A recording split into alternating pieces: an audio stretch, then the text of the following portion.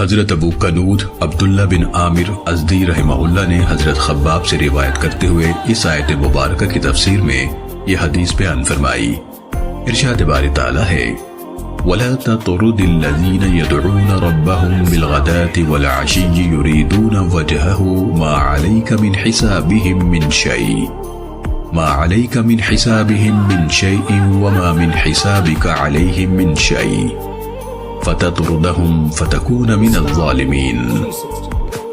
اور ان لوگوں کو اپنے سے دور مت کریں جو اپنے پروردگار کو صبح و شام پکارتے اور اس کی عبادت کرتے ہیں۔ وہ اپنے رب کا چہرہ یعنی رضامندی چاہتے ہیں۔ ان کے حساب میں سے کسی چیز کا بوجھ آپ پر نہیں اور آپ کے حساب میں سے کسی چیز کا بوجھ ان پر نہیں۔ پھر اگر آپ ان کو اپنے سے دور کریں گے تو آپ ظالموں میں سے ہو جائیں گے۔ حضرت خباب رضی اللہ تعالیٰ عنہ نے فرمایا قبول اسلام سے پہلے حضرت اقرا بن حابس تمیمی اور حضرت عیینہ بن حصن فزاری رضی اللہ تعالیٰ عنہ آئے تو دیکھا کہ رسول اللہ صلی اللہ علیہ وسلم کمزور و نادار مسلمانوں کی جماعت میں حضرت صہیب، حضرت بلال، حضرت عمار اور حضرت خباب رضی اللہ عنہم اور ایسے ہی کوئی دوسرے غریب اور کمزور مومنوں کے ساتھ تشریف فرما ہے۔ جب انہوں نے ان حضرات کو نبی صلی اللہ علیہ وسلم کے ارد گرد بیٹھے دیکھا تو انہیں حقیر جانا۔ انہوں نے نبی صلی اللہ علیہ وسلم سے تنہائی میں بات کی اور کہا ہم چاہتے ہیں کہ آپ ہمارے ساتھ الگ سے تشریف رکھیں تاکہ اہل عرب کو ہماری فضیلت اور بلند مقام کا پتہ چلے، کیونکہ آپ کے پاس عرب کے مختلف علاقوں کے وفد آتے ہیں اور ہمیں اس بات سے شرم محسوس ہوتی ہے کہ عرب کے لوگ ہمیں ان غلاموں کے ساتھ بیٹھے ہوئے دیکھیں۔ اس لیے جب ہم آپ کے پاس آئے کریں تو آپ انہیں اپنے پاس سے اٹھا دیا کریں۔ جب ہم فارغ ہو جائیں تو پھر آپ چاہیں تو ان کے ساتھ بھی تشریف رکھیں۔ نبی صلی اللہ علیہ وسلم نے فرمایا ٹھیک ہے۔ انہوں نے کہا ہم اس معاہدے کی ایک تحریر لکھ دیجئے۔ نبی صلی اللہ علیہ وسلم نے لکھنے کا سامان طلب فرمایا اور لکھنے کے لیے حضرت علی رضی اللہ عنہ کو بلا لیا۔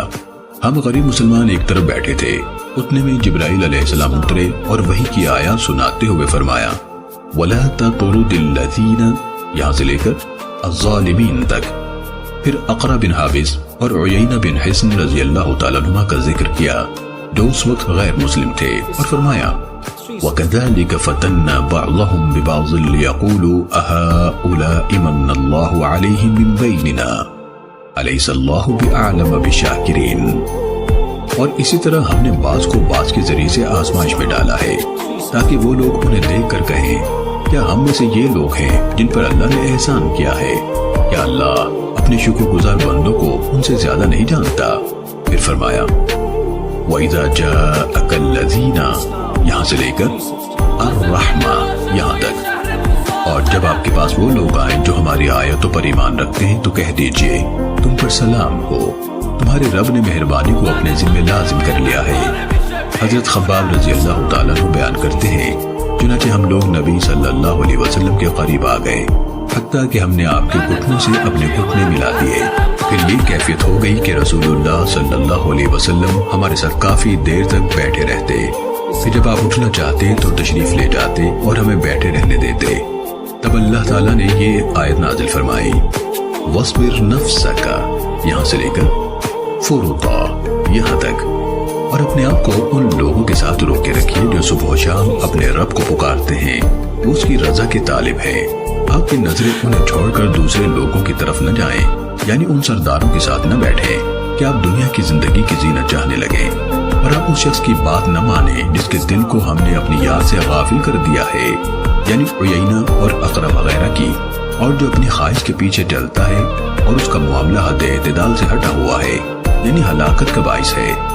صحابی بیان کرتے ہیں اس سے مراد عیینہ اور اقرا کا معاملہ ہے۔ پھر اللہ تعالیٰ نے دو آدمیوں کا واقعہ بیان فرمایا اور دنیا کی زندگی کی مثال بیان فرمائی۔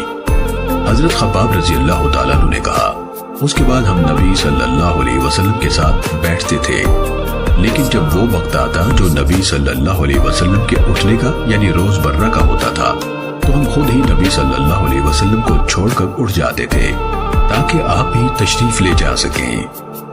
سنن ابن ماجہ حدیث نمبر 4127۔ قرآن و حدیث